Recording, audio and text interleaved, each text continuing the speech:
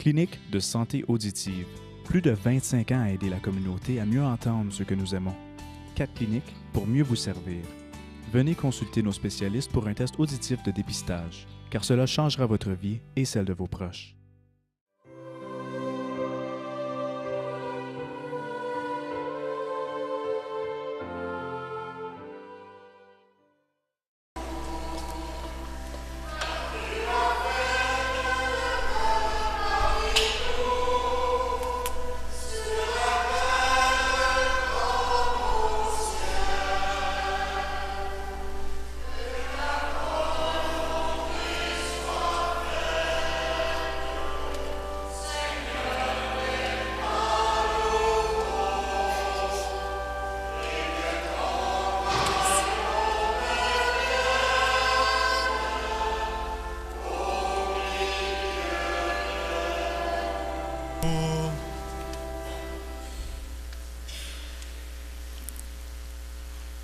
Aujourd'hui, étant un grand jour, on commence par les poèmes que Claude a composés pour son grand-père qui est mort lors de la Première Guerre mondiale.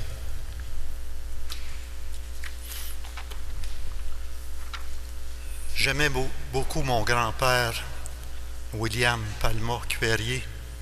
Quand j'étais enfant, je me collais près de lui puis je le poursuivais de mes questions. Pourquoi, grand-papa, il te manque une jambe? Qu'est-ce qui est arrivé? Mon grand-père parlait très peu de son expérience de la Grande Guerre. Donc, je pense à lui ces jours-ci. J'ai écrit ce poème à sa mémoire. Parti pour l'aventure et pour faire comme les copains.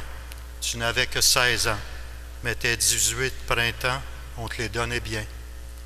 Tu t'enrôles et fais verser tout ton salaire à ton père. Cela faisait des fins de semaine austères en Angleterre, en attendant que l'on t'envoie à la guerre. Rouge coquelicot. Le front, ce n'est pas du tout ce dont tu rêvais. Le bruit infernal des tirs, des obus et l'odeur des tranchées. Les cadavres de tes amis, tout trempés debout. Il y a là de quoi te rendre fou. Mais toi, tu rêves de la maison et de la paix, rouge coquelicot. Un soir de patrouille à Passchendaele, tu évites le cratère inondé, mais un obus éclate ta chair et tu es gravement blessé. Une nuit passée auprès d'un ennemi agonisant qui pleure et demande d'être consolé par sa maman, te renvoie à l'essentiel. Être vivant. Rouge coquelicot. Après une longue convalescence dans les hôpitaux, amputé d'une jambe, amputé de ta jeunesse, tu reviens finalement à la maison avec toute ta détresse. Et dorénavant, tes rêves sont rouge coquelicot. Merci, grand-papa. Merci à tous nos militaires pour les libertés dont nous sommes si fiers.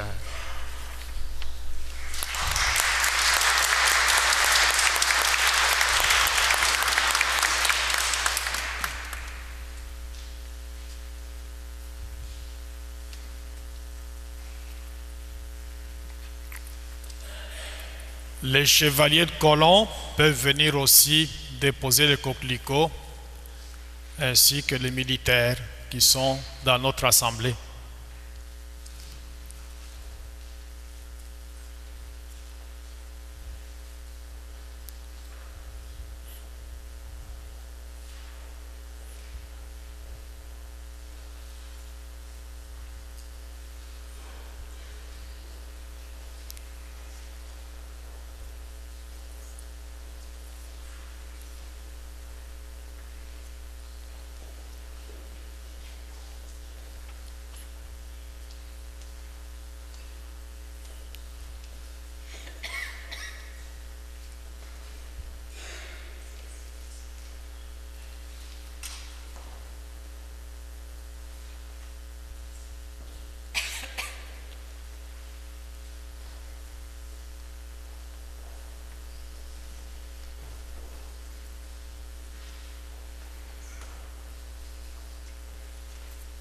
Les paroissiens et les paroissiennes aussi sont invités à venir déposer leurs coquelicots.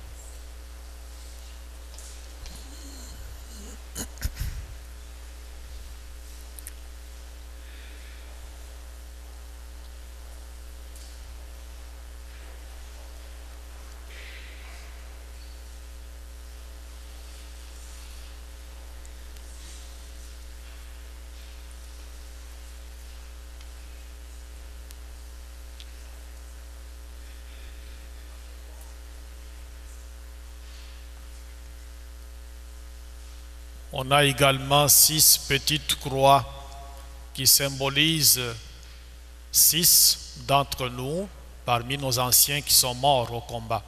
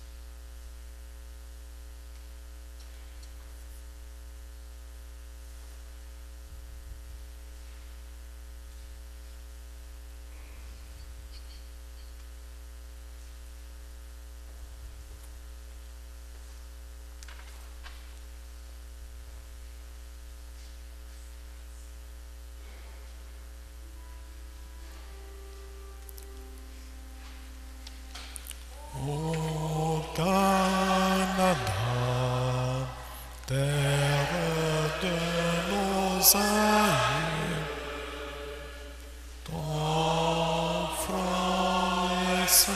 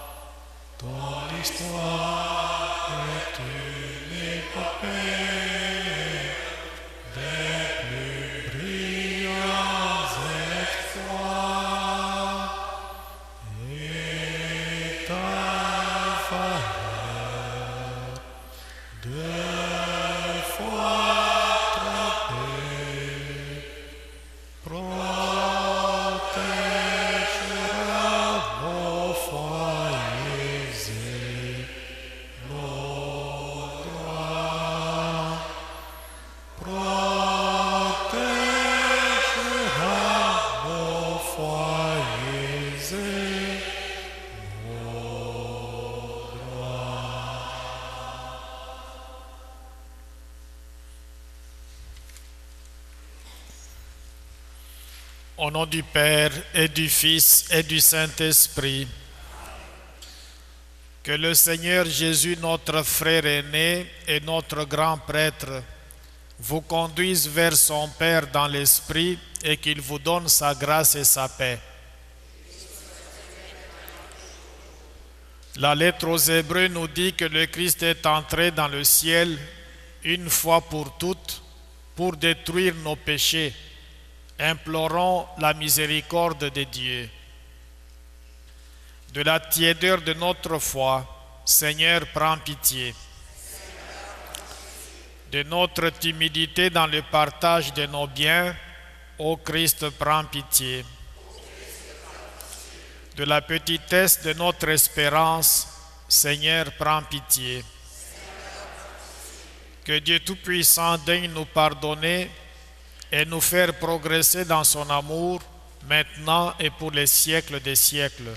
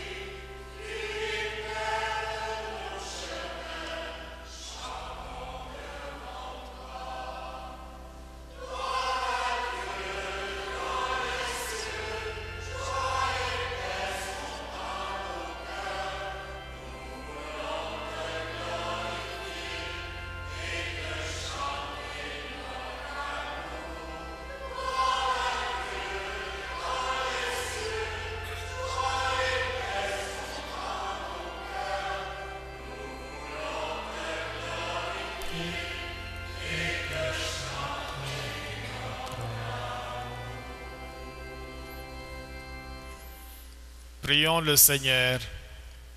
Dieu qui est bon et tout-puissant, éloigne de nous tout ce qui nous arrête, afin que sans aucune entrave, ni d'esprit, ni de corps, nous soyons libres pour accomplir ta volonté, par Jésus, le Christ notre Seigneur.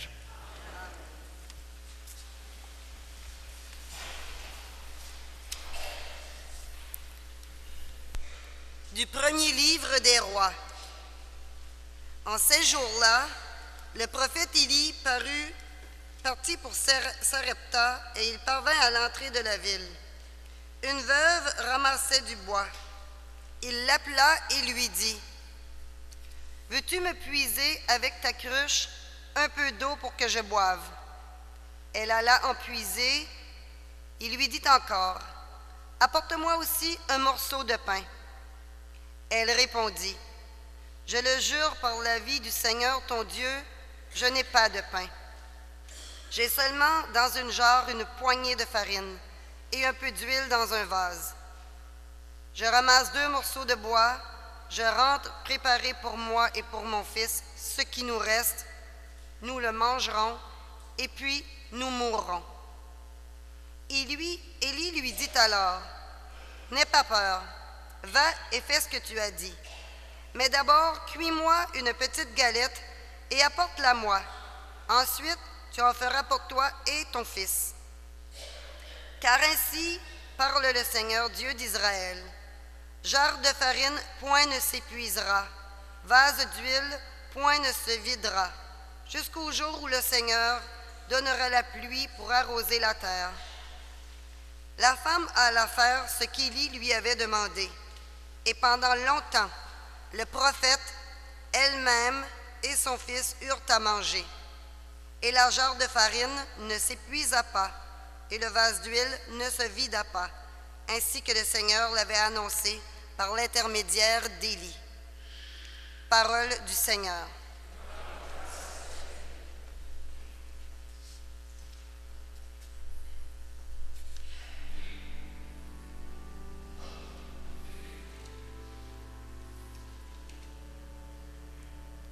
Chante, ô mon âme, la louange du Seigneur. Ensemble. Chante, ô mon âme, la louange du Seigneur. Le Seigneur garde à jamais sa fidélité. Il fait justice aux opprimés.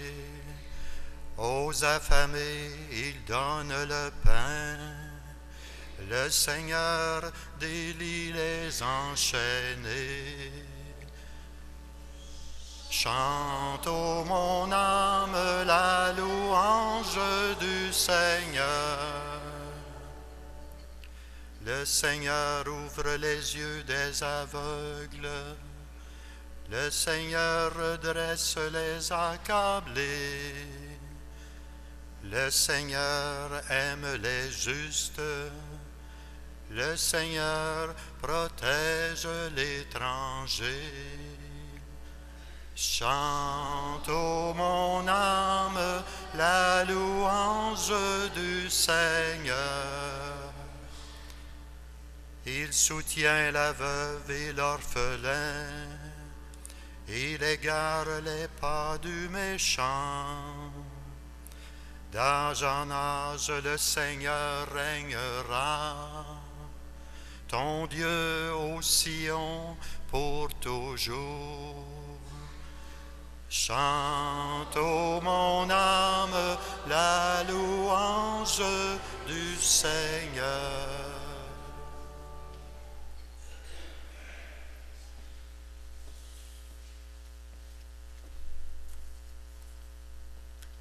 De la lettre aux Hébreux. Le Christ n'est pas entré dans un sanctuaire fait de main d'homme, figure du sanctuaire véritable. Il est entré dans le ciel même, afin de se tenir maintenant pour nous devant la face de Dieu. Il n'a pas à s'offrir lui-même plusieurs fois, comme le grand prêtre qui, tous les ans, entrait dans le sanctuaire en offrant un sang qui n'était pas le sien, car alors, le Christ aurait dû plusieurs fois souffrir la passion depuis la fondation du monde. Mais en fait, c'est une fois pour toutes, à la fin des temps, qu'il s'est manifesté pour détruire le péché par son sacrifice. Et, comme le sort des hommes est de mourir une seule fois, puis d'être jugé, ainsi le Christ s'est-il offert une seule fois pour enlever les péchés de la multitude. Il apparaîtra une seconde fois, non plus à cause du péché, mais pour le salut de ceux qui l'attendent. Parole du Seigneur.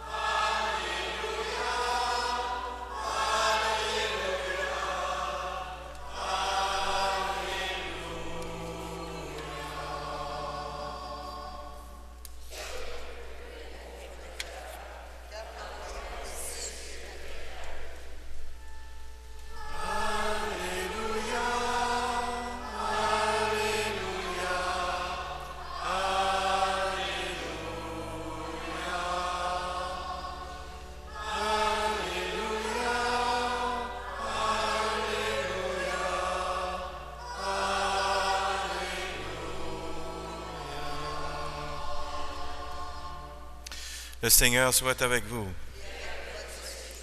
Évangile de Jésus-Christ selon saint Marc. En ce temps-là, Jésus s'était assis dans le temple, en face de la salle du trésor, et regardait comment la foule y mettait de l'argent.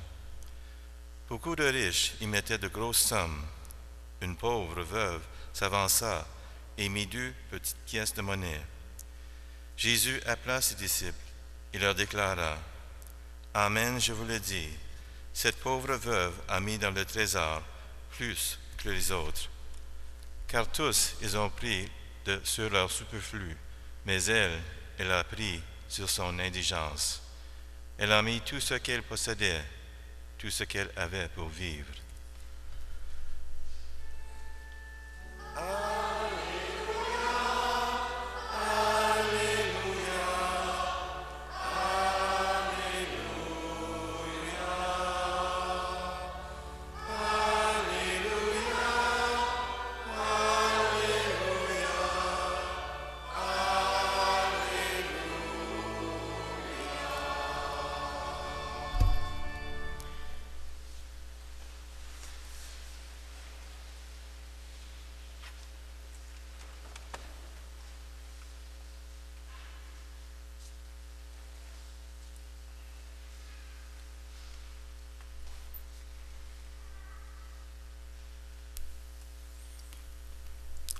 Pendant la messe, telle que c'est organisé maintenant, à un moment donné, on va solliciter votre argent. On passe la quête, les paniers vont aller de banc en banc pour pouvoir solliciter votre contribution. Et l'argent que vous donnez, évidemment, ça aide à bien des choses. En plus du salaire du personnel, ça va pour l'entretien de nos édifices, nos activités pastorales, nos activités spirituelles et bien des choses encore. Mais dans l'ancien temps, on ne passait pas avec les paniers de banc en banc. On avait, comme en arrière de l'église, un coin discret dans lequel on disposait les troncs qu'on appelle les troncs de trésor.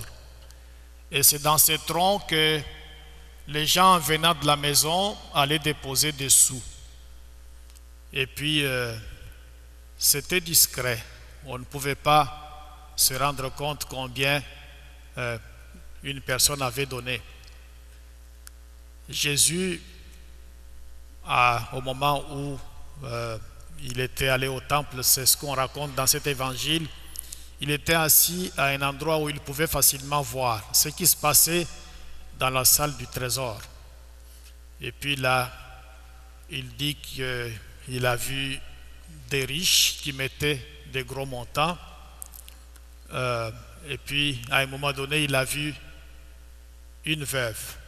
Il dit même une pauvre veuve qui a donné 2 pièces.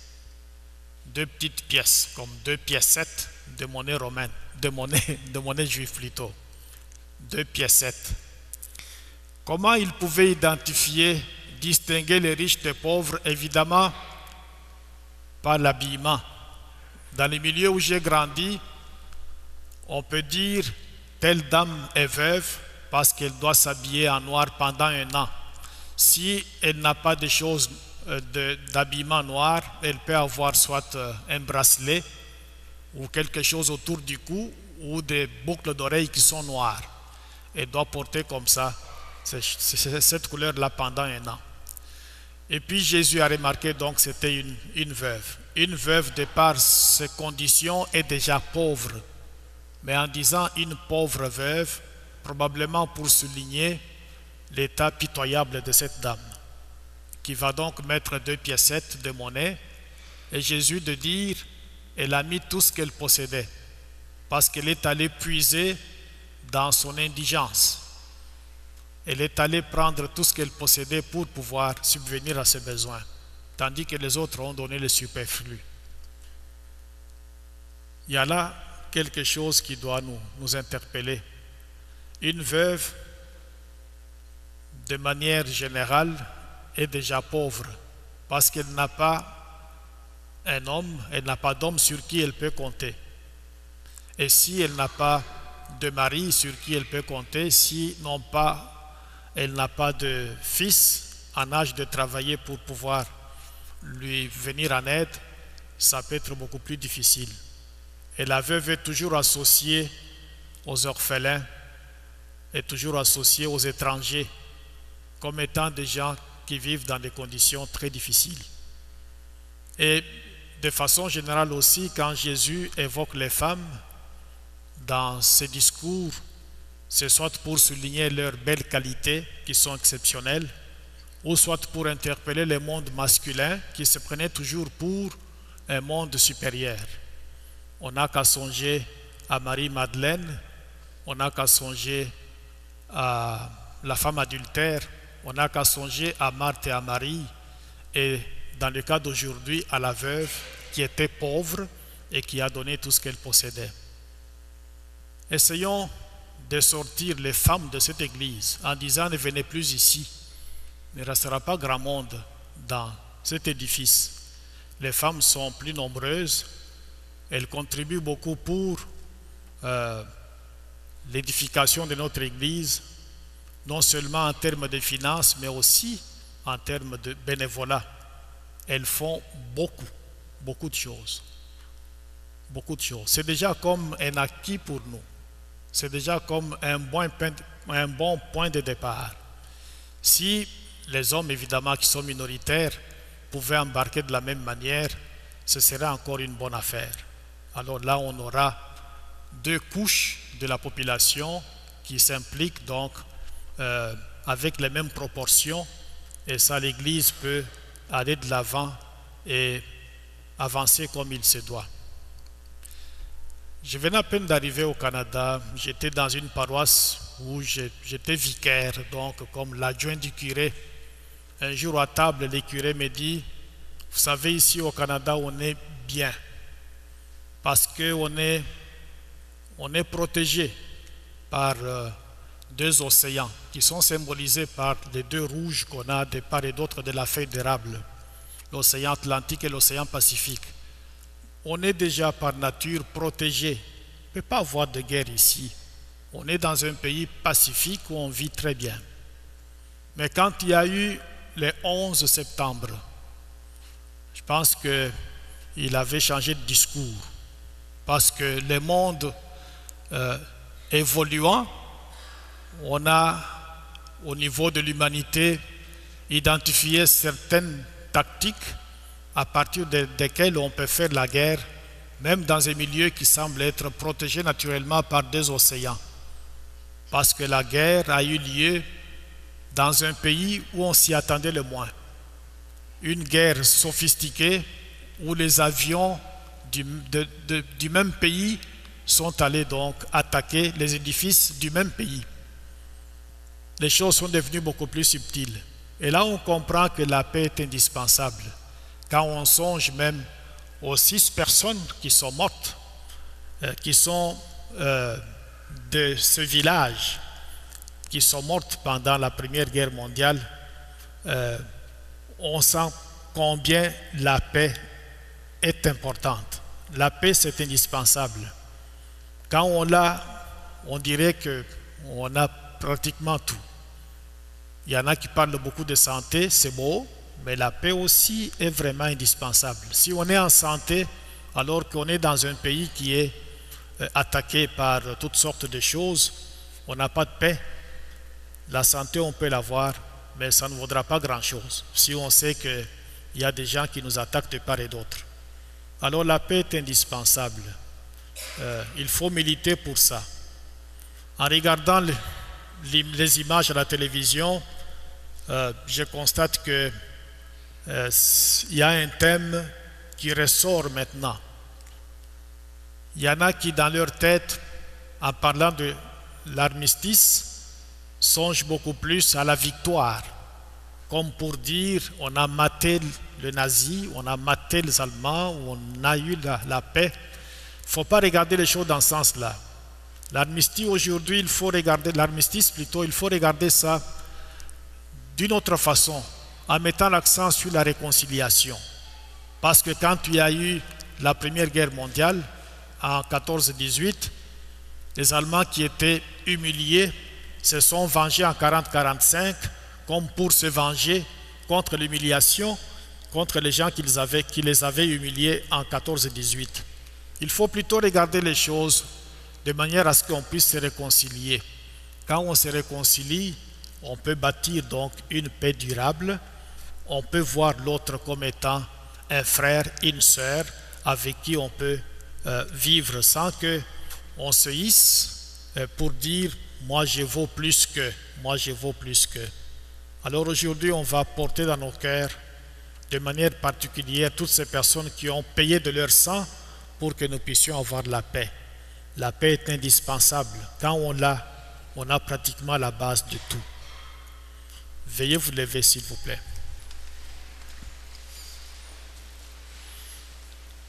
Je crois en Dieu le Père Tout-Puissant, Créateur du ciel et de la terre, et en Jésus-Christ, son Fils unique, notre Seigneur, qui a été conçu du Saint-Esprit, est né de la Vierge Marie, a souffert sous Ponce Pilate, a été crucifié et mort, a été enseveli, est descendu aux enfers, le troisième jour est ressuscité des morts, est monté aux cieux, est assis à la droite de Dieu le Père Tout-Puissant, d'où il viendra juger les vivants et les morts. Je crois en l'Esprit Saint, à la Sainte Église catholique, à la communion des saints, à la rémission des péchés, à la résurrection de la chair, à la vie éternelle. Amen.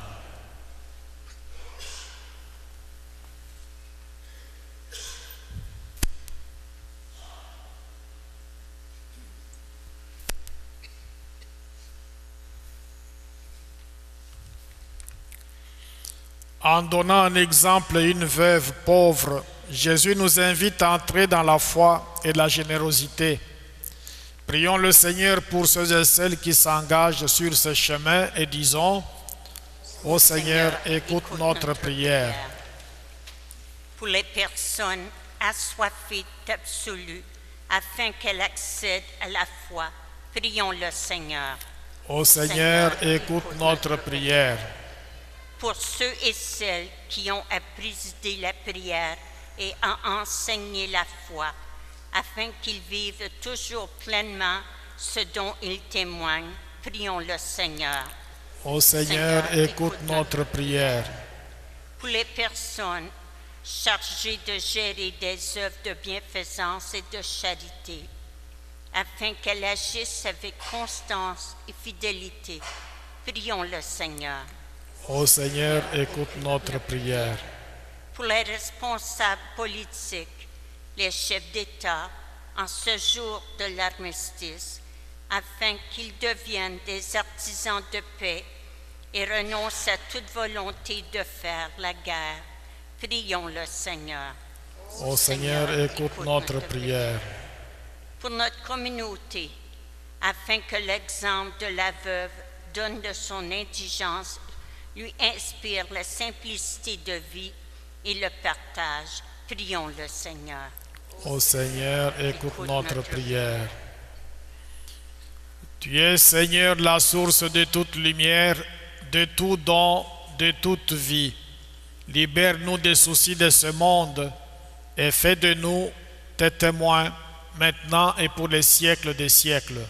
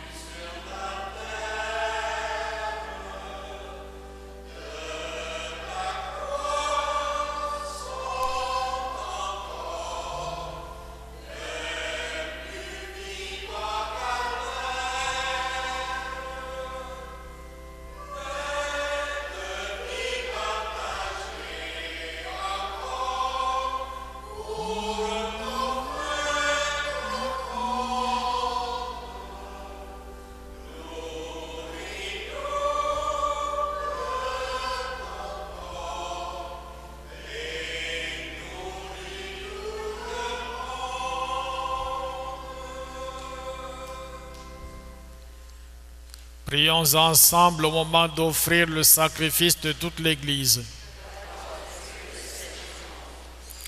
Sur les offrandes que nous te présentons, Seigneur, jette un regard de pardon et de paix. Qu'en célébrant la passion de ton Fils, nous entrions de tout cœur dans son mystère. Lui qui vit et règne avec toi dans l'unité du Saint-Esprit, maintenant et pour les siècles des siècles.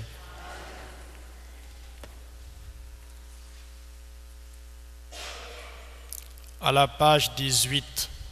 Page 18. Le Seigneur soit avec vous. Élevons notre cœur. Rendons grâce au Seigneur notre Dieu. Vraiment, il est juste et bon de te rendre gloire, de t'offrir notre action de grâce toujours et en tout lieu, à toi Père très saint, Dieu éternel et tout-puissant, à toi Créateur de tous les éléments du monde, Maître des temps et de l'histoire. C'est toi qui as formé l'humain à ton image et lui as soumis l'univers et ses merveilles.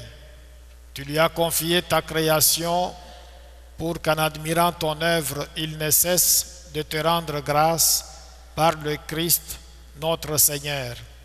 C'est toi que la terre et le ciel, avec les anges et les archanges, ne cessent d'acclamer en chantant.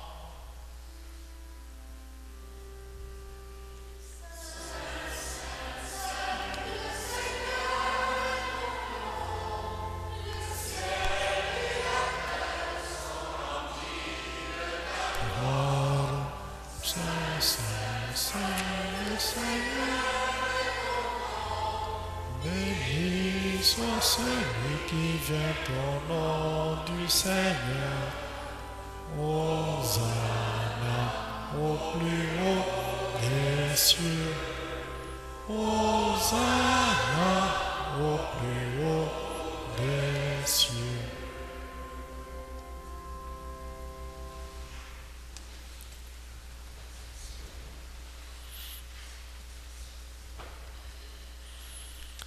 Tu es vraiment saint Dieu de l'univers et toute la création proclame ta louange, car c'est toi qui donnes la vie, c'est toi qui sanctifies toutes choses par ton Fils Jésus-Christ notre Seigneur, avec la puissance de l'Esprit Saint.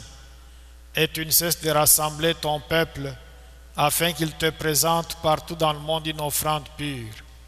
C'est pourquoi nous voici rassemblés devant toi et dans la communion de toute l'Église, en ce premier jour de la semaine, nous célébrons le jour où le Christ est ressuscité d'entre les morts. Par lui que tu as élevé à ta droite, Dieu Tout-Puissant, nous te supplions de consacrer toi-même les offrandes que nous apportons. Sanctifie-les par ton esprit pour qu'elles deviennent le corps et le sang de ton Fils Jésus-Christ notre Seigneur, qui nous a dit de célébrer ce mystère.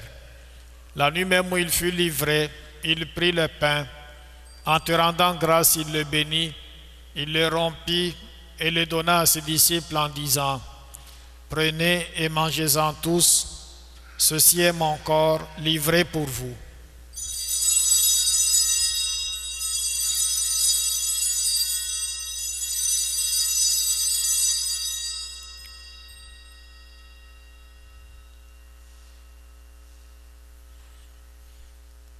De même, à la fin du repas, il prit la coupe. En te rendant grâce, il la bénit et la donna à ses disciples en disant: Prenez et buvez-en tous, car ceci est la coupe de mon sang, le sang de l'alliance nouvelle et éternelle, qui sera versé pour vous et pour la multitude en rémission des péchés. Vous ferez cela en mémoire de moi.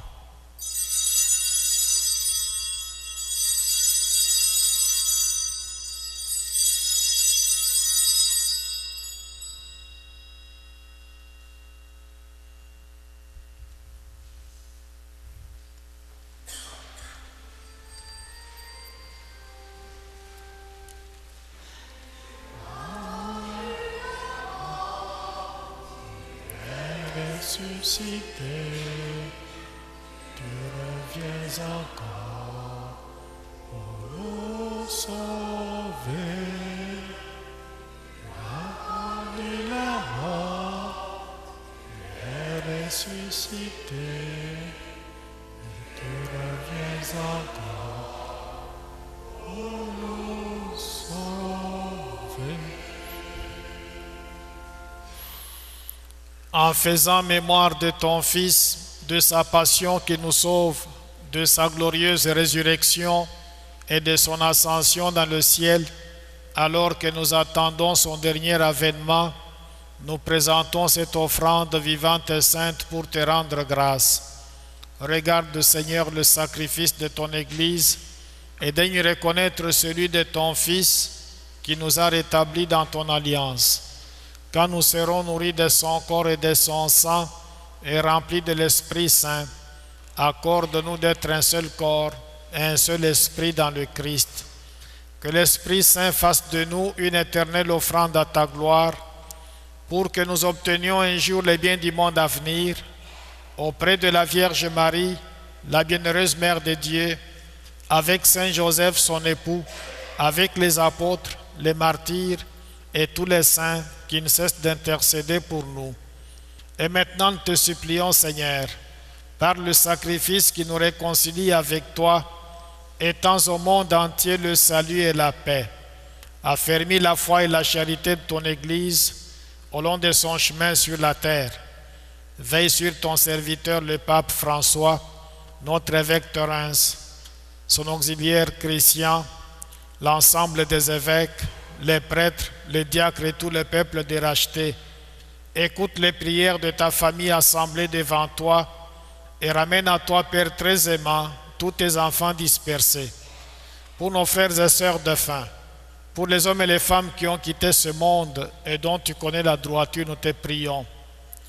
Nous te prions pour Chantal Gadoua Schnapp, 13e anniversaire de décès, Roland Pilon, 4e anniversaire, Lise Dallaire, Réal et Gaétane Regimbal, famille Beauchamp et Labrosse, Gilles Lamoureux, Edgar Pat Raymond, Robert Bellefeuille.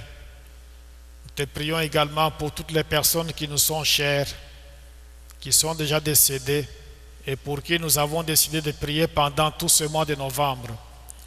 Reçois-les dans ton royaume où nous espérons être comblés de ta gloire, tous ensemble et pour l'éternité, par le Christ notre Seigneur, par qui tu donnes au monde toute grâce et tout bien.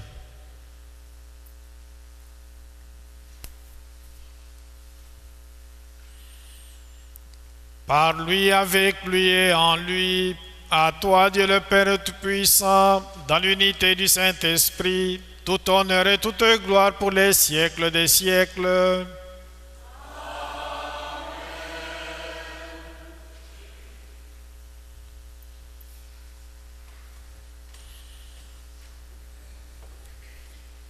Unis dans le même esprit, nous pouvons dire avec confiance la prière que nous avons reçue du Sauveur. Notre Père, qui es aux cieux, que ton nom soit sanctifié, que ton règne vienne, que ta volonté soit faite sur la terre comme au ciel. Donne-nous aujourd'hui notre pain de ce jour. Pardonne nos offenses, comme nous pardonnons aussi à ceux qui nous ont offensés. Et ne nous laisse pas entrer en tentation, mais délivre-nous du mal. Amen. Délivre-nous de tout mal, Seigneur, et donne la paix à notre temps. Par ta miséricorde, libère-nous du péché, rassure-nous devant les épreuves, en cette vie où nous espérons le bonheur que tu promets et l'avènement de Jésus-Christ, notre Sauveur.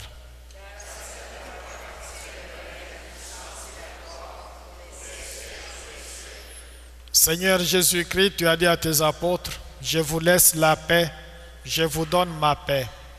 Ne regarde pas nos péchés, mais la foi de ton Église. Pour que ta volonté s'accomplisse, donne-lui toujours cette paix et conduis-la vers l'unité parfaite, toi qui règnes pour les siècles des siècles. Que la paix du Seigneur soit toujours avec vous. Frères et sœurs, dans la L'appel Seigneur. L'appel Seigneur, l'appel Seigneur.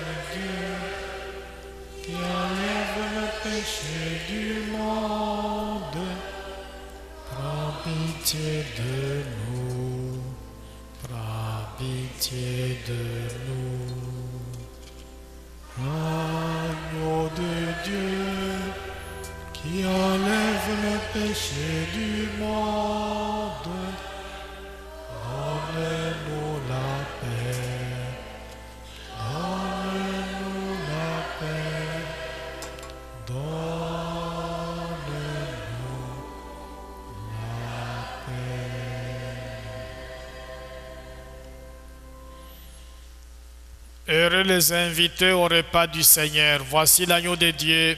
Voici celui qui enlève le péché du monde. Seigneur, je pas de te recevoir, mais dis seulement une parole, je serai guéri.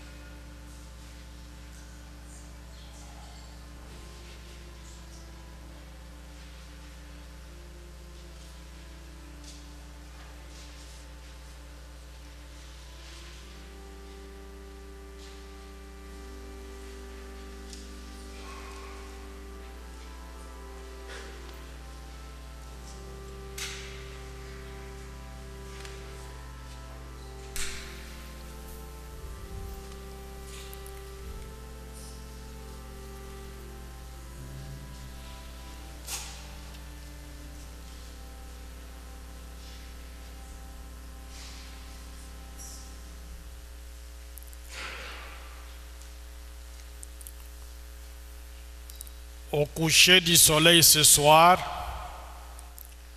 on va sonner le glas 3 fois pour souligner le 100e anniversaire de l'armistice.